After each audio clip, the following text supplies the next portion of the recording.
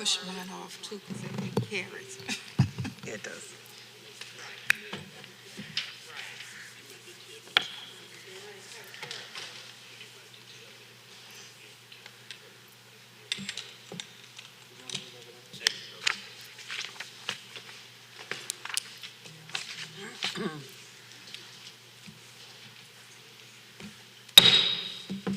It's 6 o'clock, and we're going to reconvene into our open session. Certification of resolution of compliance, please.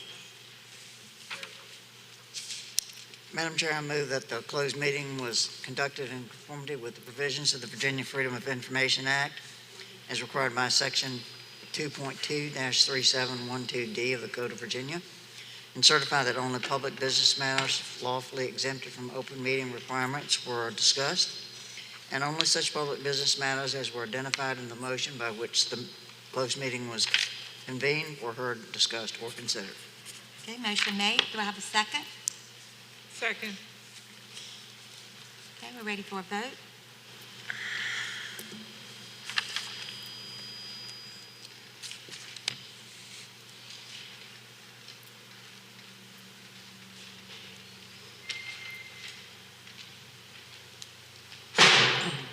Okay, motion was approved. I want to welcome everyone to our December school board, regular school board meeting for December. This is our last meeting for the year 2020. So I'm going to ask Ms. Perkins to lead us in the pledge and the moment of silence. Where's the flag? Flag. Where is the flag? Where is the flag? Where's the You see it, Vicki? Somebody pull one up on the phone.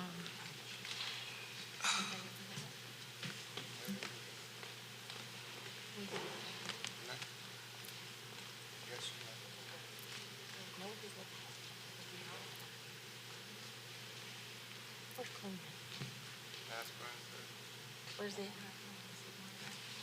Is Mr. Thrift in the building? Nice. What do you suggest?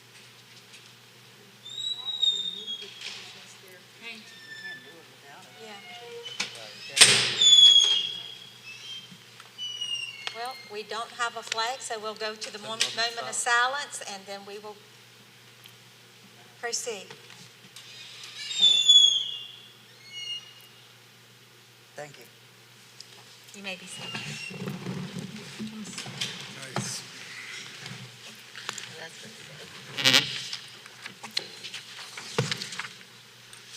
Okay, at this time, it is time for our Isle of Wight Achievers.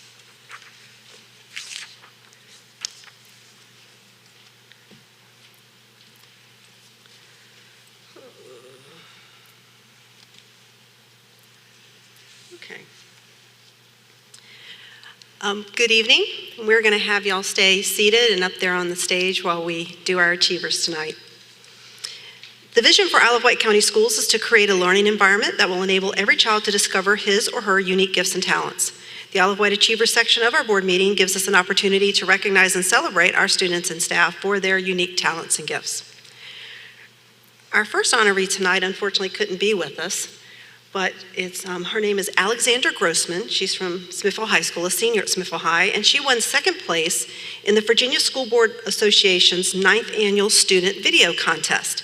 The contest challenged high school students across Virginia to create a 30-second video around the theme of how virtual learning changed my school year, which is appropriate. Alexandra's entry, a different look, same great school, highlights how attending Smithfield High School looks different for her classmates this year. Videos were judged on how well they addressed the topic, the quality of the production of the video, as well as the depth of thought and creativity of the video. The contest was open to Virginia Public High School students, and one entry per school division was accepted. Alexandra's entry is posted on the IWCS YouTube channel and can be found at, well, we'll have the link on our website. And we want to show it now. I may have to ask, oh, there you go. Mr. Cooper. It's 30 seconds. That was part of the requirements. So it's a 30-second clip. Yeah. My school day has changed a lot because of virtual learning.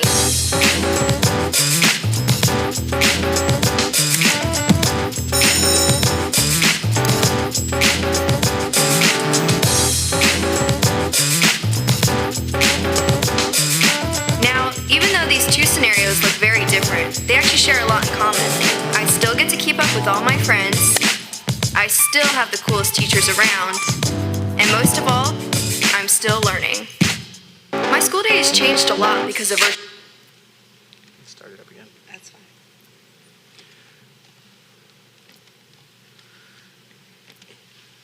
Thank you. So we congratulate Alexandra. That was a pretty neat video that she did, and it had to be done completely by a student or group of students, and so she did it by herself. Mr. Elliott did help her with some technical support and some strategies, but it was created by herself. And actually, the star of the video is with us tonight, for one of our Seniors of the Month, so I'll point her out when she comes up. And speaking of Seniors of the Month, that's our next section. We are going to go back and recognize our November Senior of the Month from Smithfield High School. She was unable to be with us last month. So at this time, if Samantha Solomon would come up, and Samantha, if you can find your plaque and just stand here while I read about you. Sam goes above and beyond for her school. Most recently, she gave her time and talent to present a heartfelt and moving speech for the second night of the academic jacket ceremony. Her words acted as a thoughtful reflection on the class of 2021's time at Smithfield High School. Quote, Sam has been a leader at this school, being a mentor, a class officer her sophomore and junior years, and a captain of Student Congress for 2 years. She inspires everyone she meets and brings a lighthearted attitude when it matters most, and that's from Mr. Henson, debate team coach and history teacher. Samantha plans to pursue a pre-law major with a minor in psychology, then earn her Juris Doctor degree with a concentration in child and family law. She hopes to use her legal observations to advocate and legislate for reform of the foster care system. And we congratulate you, Samantha, on this award, and Mr. Elliott's going to take a photo or two.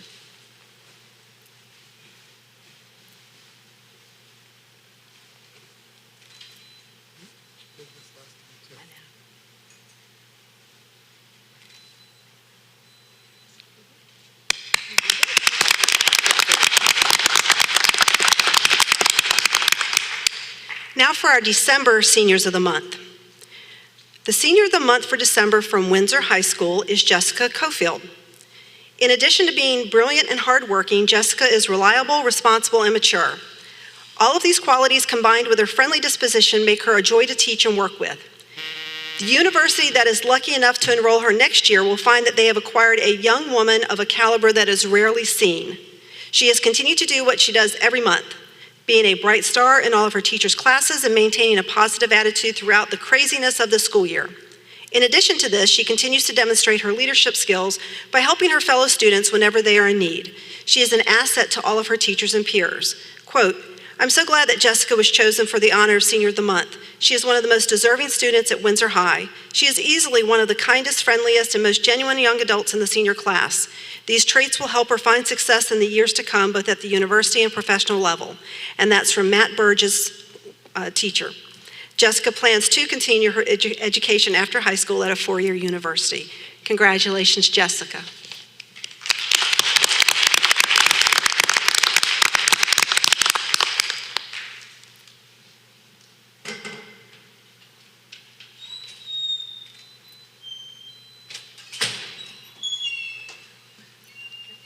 Thank you. And the Senior of the Month for December from Smithfield High, who is the star of the earlier video, is Annika Eng. She is the top student in her class and has always worked above and beyond in everything she does. She is kind, helpful, polite, caring, dependable, and is focused on what she wants to achieve in and outside of high school. She is a beta officer and is currently assisting in the planning of the state beta convention. The task is even more challenging this year since the convention will be held online due to COVID-19. She always has a positive attitude and will never hesitate to lend a hand. In addition, Annie was a Senate page last fall in DC. There are only 30 students chosen in the entire country for this program. Quote, Annika is always friendly, helpful, and always goes above and beyond in school and in her community. She has hundreds of beta service hours, which is way more than required. She is a fantastic student and deserves this honor. And that's from Mr. Floyd, teacher. Her teacher. And Annie, I forgot to get your plans after high school. I hope to pursue my first doctorate degree as well. Okay, so she hopes to get her Juris Doctor degree as well. So I think we've had 6 Seniors of the Month and 5 are going to be attorneys. I really am seeing something happen in here with the firm. So anyway, congratulations, Annie, and we're going to get a quick photo.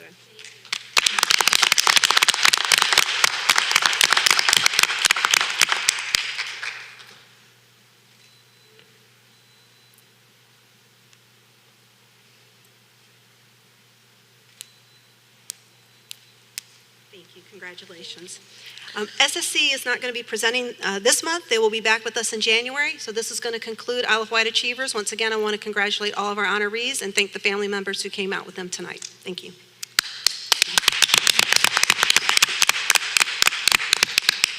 Thank you, Lynn. And at this time, our flag has magically appeared, so let's all stand and let's say the Pledge of Allegiance to the flag. I pledge allegiance To the flag of the United States of America and to the republic for which it stands, one nation, under God, indivisible, with liberty and justice for all.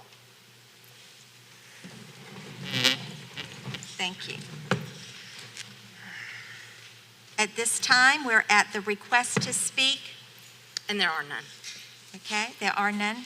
So we will go to board member committee reports. Did anyone have any committee reports? Okay. Next is the financial presentations.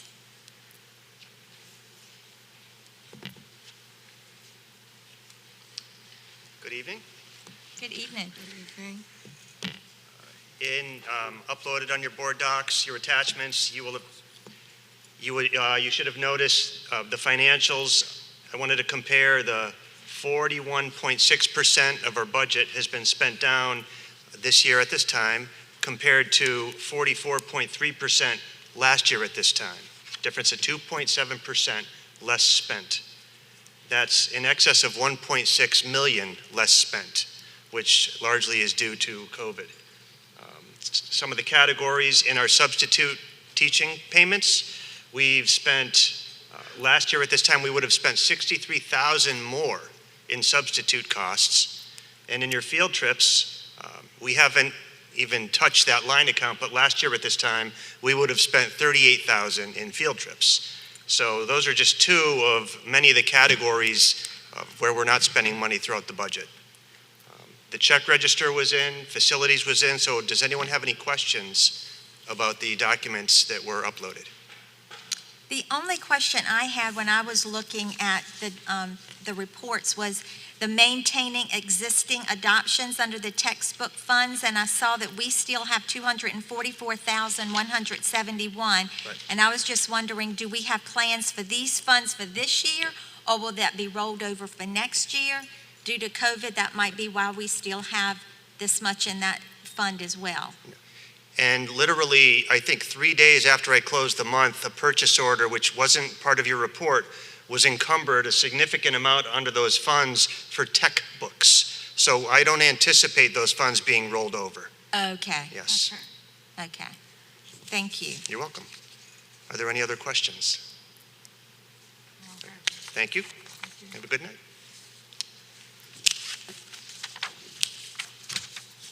Okay, next on the agenda is the transportation update. Is the transportation presentation yours? Not yet. That's not, This one? that's the next one. Okay. It's the next one? That's the next one. Oh, that was mine too. Oh, sorry. It's okay. Stand here. Okay, good evening, everybody. Good evening. Good evening. You have before you the fuel report and the transportation report. And if there's any questions at this time. Okay, thank you very much. We'll move on to the next one.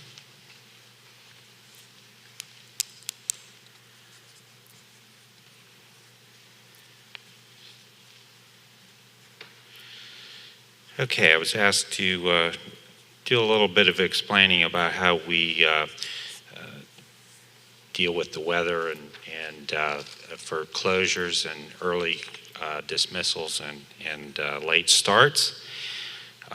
This is how we look at the weather coming at us. About 72 hours out, although I actually look at things a lot further out than that, but at 72-hour point, we really start looking at what our local weather reports are doing. We don't do too much with the National Weather Service or from the county at that point in time, unless it's something major like a tropical storm or a snowstorm type of an event.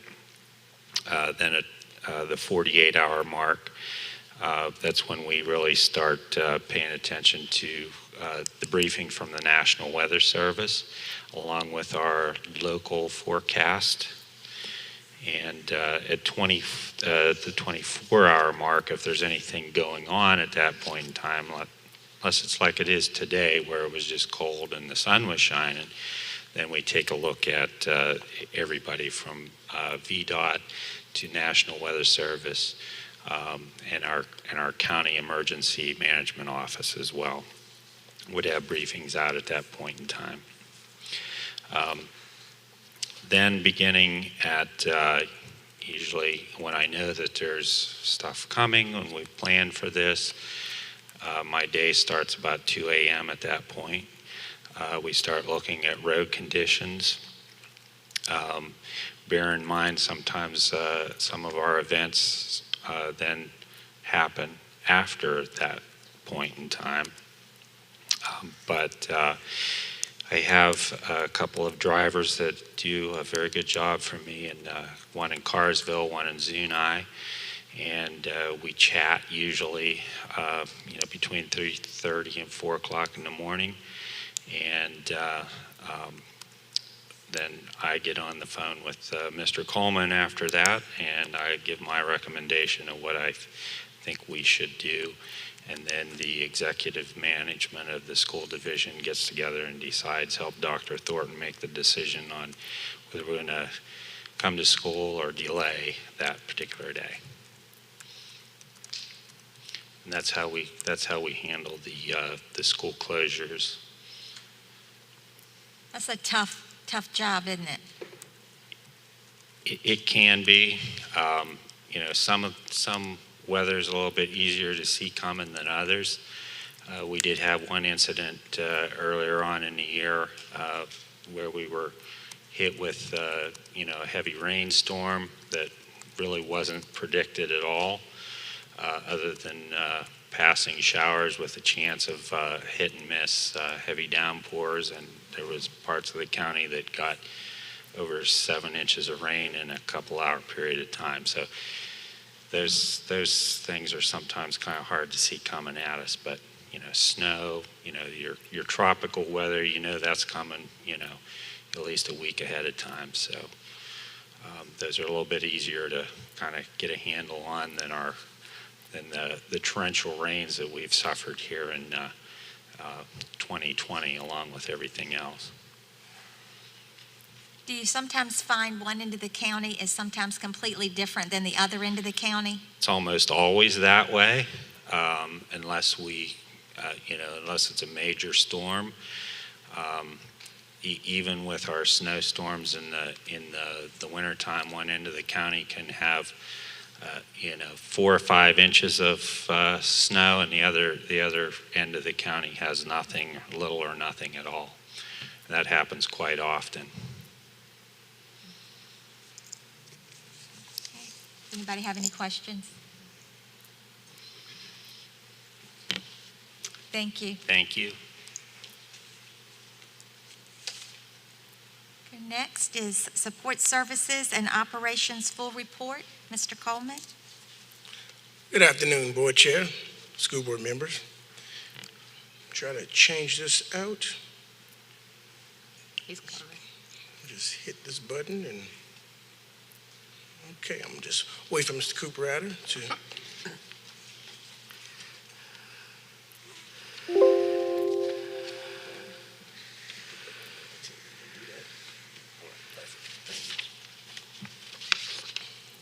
Chris, make sure you speak nice and loud. No problem at all. Thank you. All right, Support Service and Operations is December report. First, I'd like to bring to your attention is the auction items to be approved.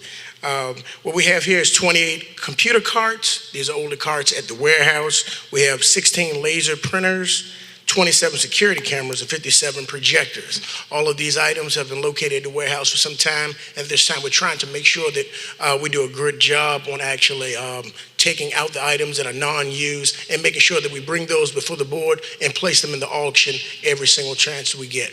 So these items will be on for an action item in a little while, but I just wanted to make sure you get a chance to see those items.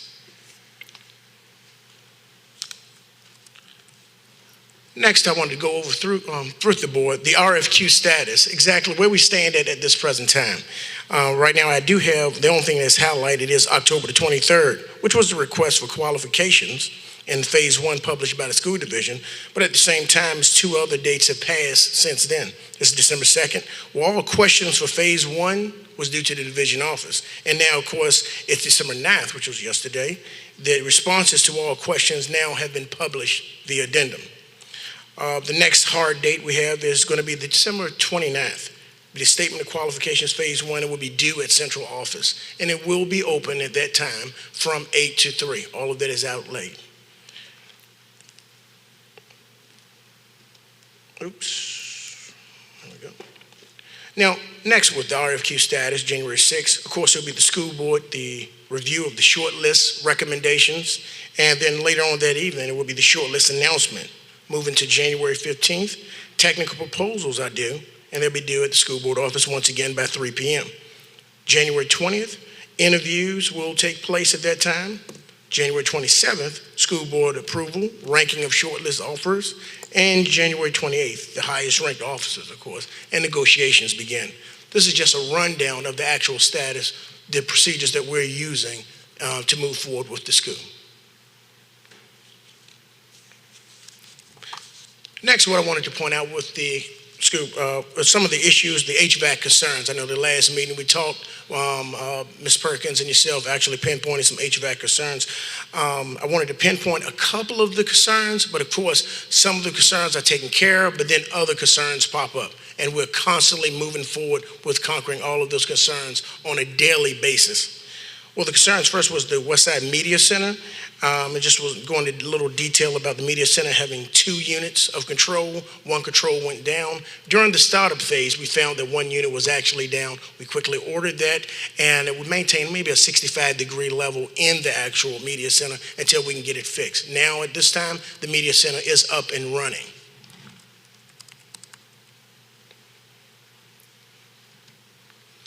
Next will be Carrollton. There were 4 rooms at Carrollton that were actually had valves that needed to be replaced. So we had to do a full systems check over and over again to find out the rooms were actually too hot. They weren't too cold, they were actually too hot. So we're trying to reduce it. The teachers were trying to reduce it by using mitigation plans of their own, and we were trying to reduce it, but we actually found exactly what was the issue with some of those rooms, and we're working with it. We do have other issues, classroom isolation issues at Carrollton, and we're steadily working with the principal and working through the staff to make sure that we actually get those issues under full control.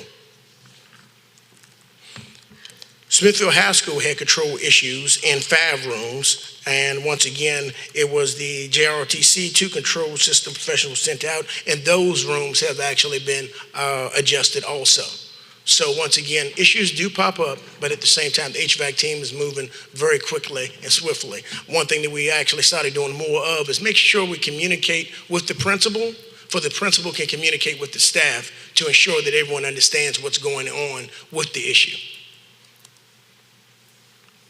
Seems to always be something with the HVAC.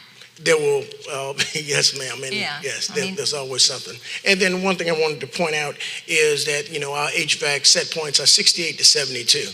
And I talk to the principals a lot of the times. If you keep your temperature at your house 72, going into a classroom that's 68, although it's in the set point, it's a little chilly to you. And the opposite. If you keep your house temperature at 68, going into a classroom that's 72, it's hot. So I do understand the concept of, oh, my classroom is cold, or my classroom is too hot. That's understandable. So we try to make sure we work those set points to make sure that everyone is at a set temperature control. Have we ever considered CTE, a HVAC class? Because we could employ them when they graduate. We actually have investigated that with some local people, and we still have 1 space available. Absolutely. Out there, so something to consider.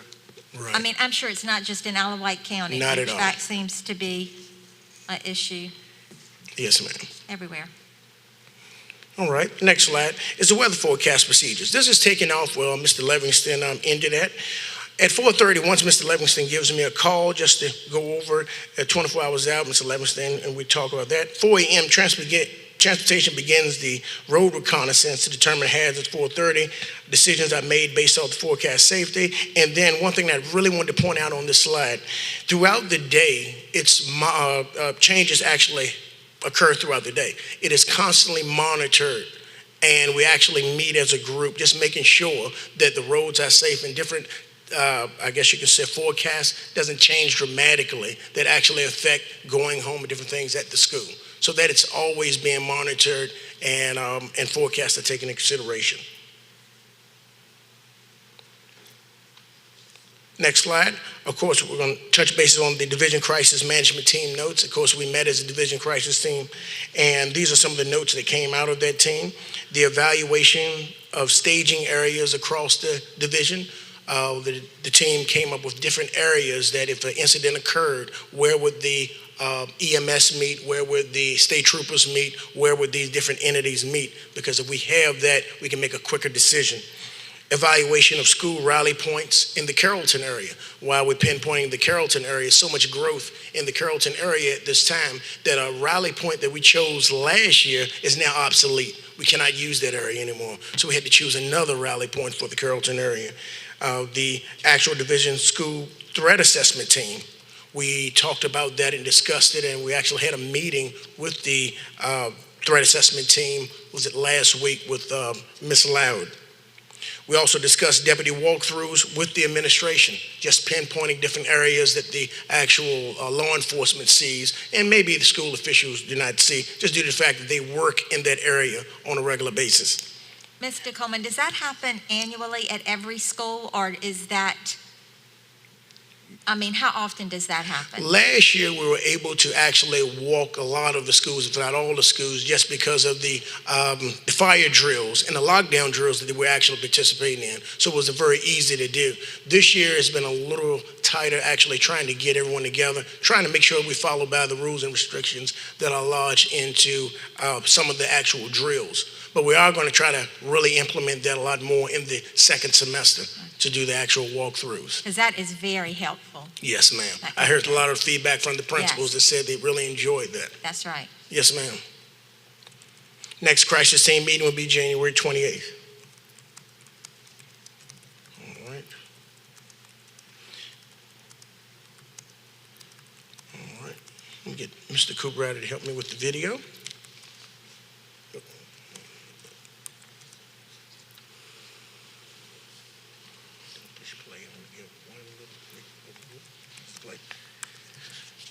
Also, last month you asked for a preview of, or I guess you could say just an update on the annex, just different things that were going on at the actual annex, and just so you can get a good idea of the, I guess you can say the buses and how everything is actually laid out at the annex. So we put together quickly a short video just to show you a couple of pinpoint ideas at the annex. Hello, my name is Christopher Coleman, Executive Director of Support Service and Operations. Today we're here at the Annex, and there's 4 areas that we want to really pinpoint to show you how the Annex operates on a daily basis. What we're looking at first is the actual full-size bus at the Annex and the 6 feet that is actually hanging out the back of the actual garage doors.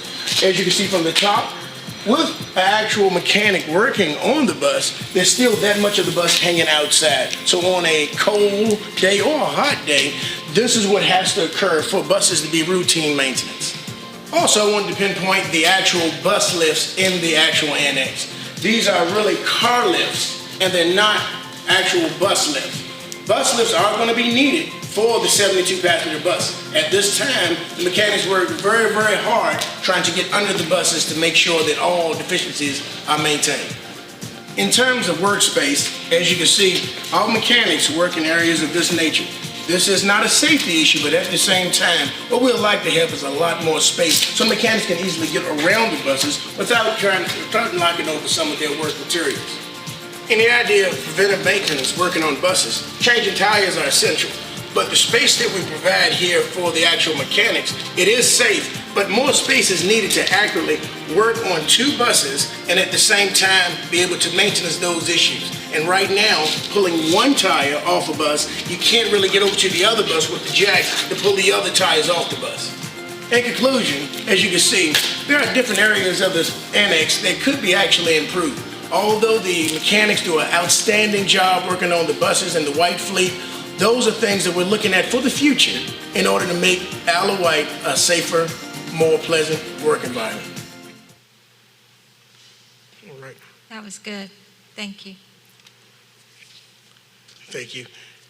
At this time, are there any questions concerning the support services and operations report, or questions on the annex, anything of that nature, or weather procedures? I don't have a question, Mr. Yes, ma'am. Oh, I'm sorry. Mr. Coleman, I don't have a question, but I do have a concern, and I think I have voiced my opinion on that even previous years when Yes, I served ma'am. in this body.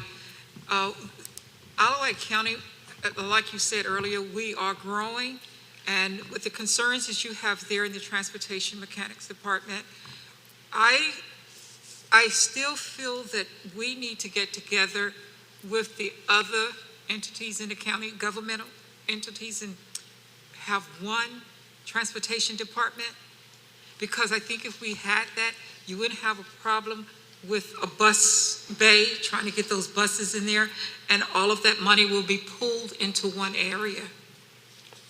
I know, I'm just telling you that. Absolutely. Maybe you could, in the position you're in now, you can organize and work with the individual with the county now and the 2 towns, pull them together and see what you all can do in bringing this together as a future, a goal. Okay. Because right now, the same citizens are paying all of these different 1, 2, 3, 4. Like on this end of the county, they pay the county and they pay the town of Smithfield. The other end of this other end of the county, they pay the county and the town of Windsor. Right. For coming together, and they all need a transportation department.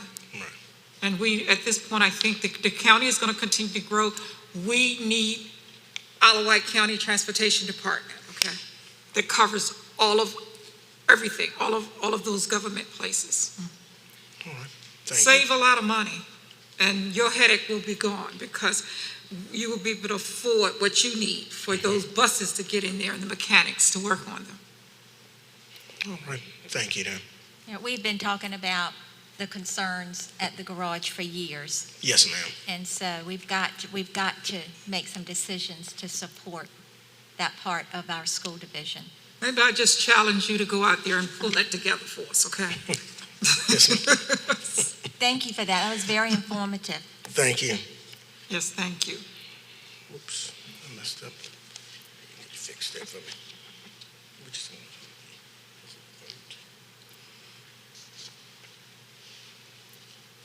And at this time, we're going to do the action items, have a vote for the auction items moving forward. That's correct. We need a motion to Ma- approve the auction items that were discussed and are attached to the agenda. Okay, Madam Chair, at this time, I would like to make a motion that we go forward with selling the auction items that Mr. Coleman discussed with us earlier. Second. Okay, we have a motion. It has been seconded.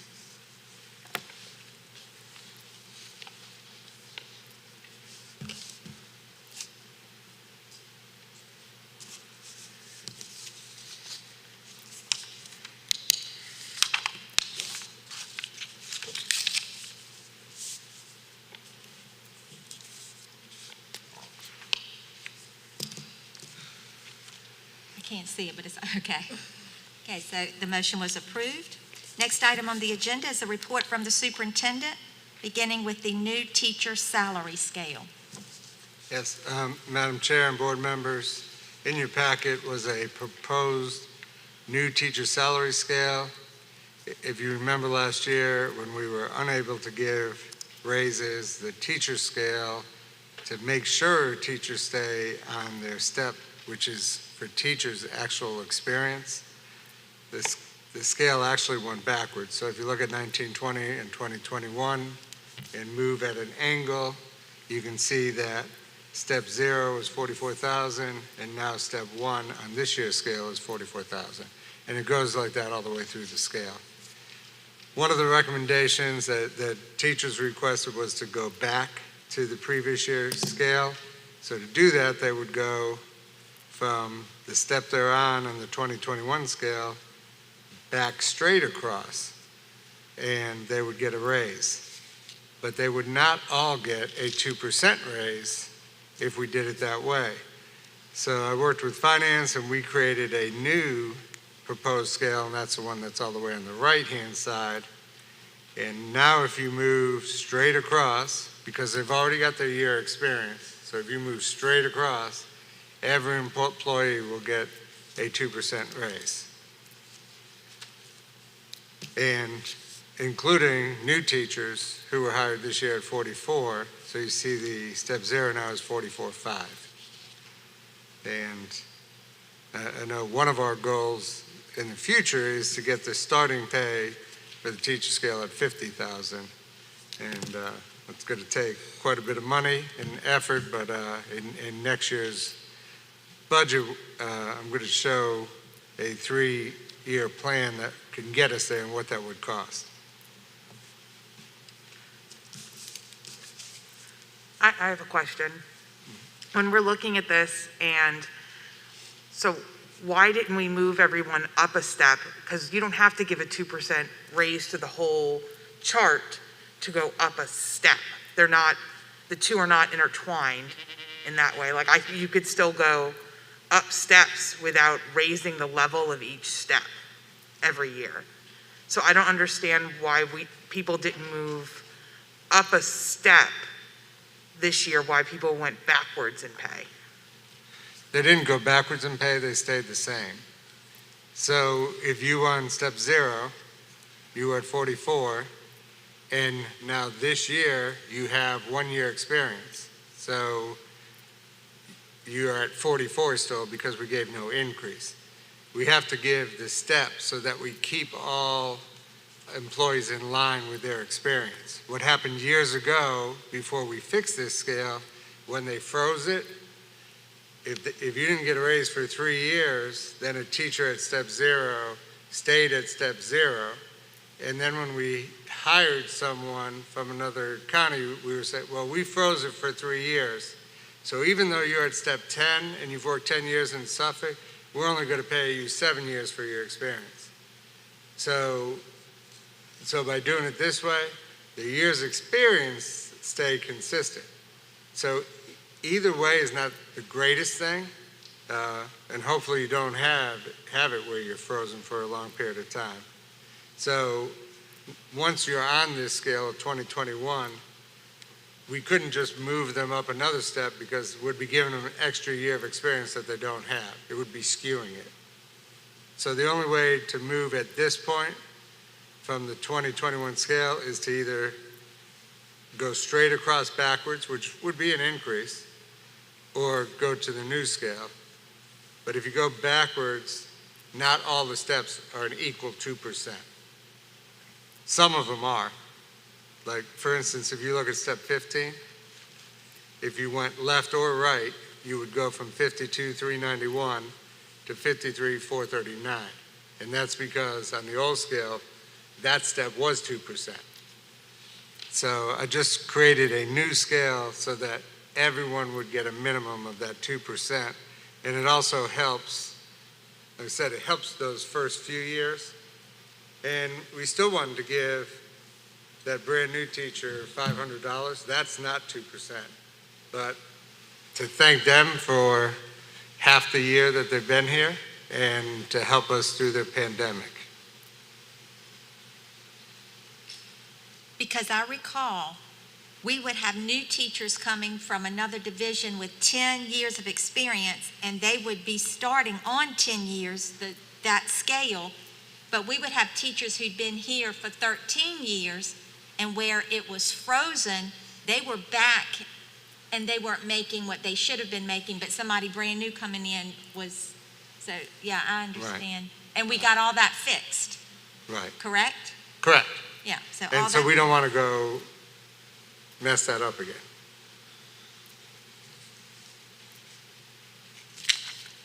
Any more questions with this? Do you understand? Do you have all your questions answered? No, I mean, I've understood that aspect of it. I just don't, I know we talked about not giving like raises, and my understanding was like the 2%, the cost of living increase, the COLA increases. Right. I just don't understand why we didn't give steps this year, especially when we have all this money. Why we didn't give everyone their proper step, their next step, even on the current scale. Because when we approved the budget, we didn't have the money to do that. We're able to do this now because of the pandemic and because of not filling a bunch of positions, some of the things that Steve shared with us that we're not spending this year. So those things factored in that we're now able to do this, where we couldn't have done it back in, I think, March or April when you approved the budget. So then we're talking about the 2% now, right? Is that what this? Right, it would start in January. And then, so what is the plan going forward with the budget? Because to me, that is a factor, because if we give it 2% now, that affects our budget for next year. And then what are we talking about for next year? And I'm worried about what we need for next year with all these kids being a little bit behind. Correct. So we did an analysis in my team as we went through that exercise. And when I discussed some of this with you guys individually, there is ramifications. So you're paying for only half of this raise in this year because it's January through June, but then they're still going to receive that increase as we move forward into next year. So we do have to account for that. But there were many positions that were approved in last year's budget or this year's budget that we froze and we didn't hire. And with the loss of students and the unknown, and there's a lot of positions that we are not going to have to fill. So we've accounted for that going into next year. Because I wouldn't ask you to approve this if there wasn't money accountable for it next year. And so it's really, what we really boiled it down to was there's so many unknowns, and we want to thank and move forward with the people who are here helping us through this pandemic, who have stayed with us. And then next year, there's so many unknowns, and if we get more students in, then our ADM will increase. So if that does happen, we'll be able to hire another fifth grade teacher that we may be freezing right now. And also, we still have about $500,000 in the CARE money that lasts 2 years. And we do expect another round coming from the federal government. So part of our discussion for that money was reading and math. We know is going to be a huge deficit in elementary schools. So we may actually look at hiring people to help do pull-out in reading and math and pay for it through the CARES funding for 2 years. And it wouldn't be an ongoing position because hopefully the deficit doesn't last for 2 years. Hopefully we can get these kids in, work with them, and catch them up. So we're planning for those type areas through CARES money. I just don't want to, so like, when we do the budget and we get the principals and all the staff at the school submit what they are looking for, what they want. Mm-hmm. I just don't want to hear, oh, we don't have the money for this position. Or, and we don't have, because these schools need that. Like I know Carrollton asked for an extra reading specialist. Well, they could probably use that right now to help with what they're dealing with, just like any of the other schools. I've talked to you about a math intervention, right. That I think that's something we need to start looking into. Possibly another school psychologist, because we've talked about mental health and how important it is for these students, and maybe this is something we need to start investigating. And psychologist isn't cheap. None of these positions are cheap, and I just want to make sure that we aren't doing something, cutting off our nose to spite our face long term. And so I think our teachers have been doing a fantastic job. I'm not knocking anybody. I'm just talking about the money we have. the potential money we might have in the next budget and what the long-term goal is, and do we have the money to fulfill the positions we need, along with to pay at the rates we're paying. You see what I'm saying? Like, I just want to make sure I'm not cutting off my nose to spite my face. So I would say that the positions that we don't even have now, like that you mentioned, the extra reading specialist and math, I think, again, we could fund that through the CARES funding. But I will say positions like, I know at Windsor Elementary, who's wanted that extra teacher to do science, and those extras, those I would say we're not filling, and that we have to get through this crisis, and we have to recover these kids over the next 2 years, and that will be the priority. And so I think we've gone through this with our team with a fine-tooth comb, and we feel like that the priority is to pay the good people we have. Let's keep these good people, use CARES funds to make sure we have what you're talking about with reading intervention, math specialists, and keep the minimum and not look at expanding anything. And if we do get more kids, like I said, that generates more money from the state through the ADM, and then we'll bring back other priorities one at a time as that happens. I just want us to be very mindful that, the extras that you're saying, they're not always extras. They're the things that can motivate a student that is behind to want to come to school, to want to learn to read. And so to say that these things are not valid or these things are not important, I think that is a huge misstep and a misgiving within our own organization.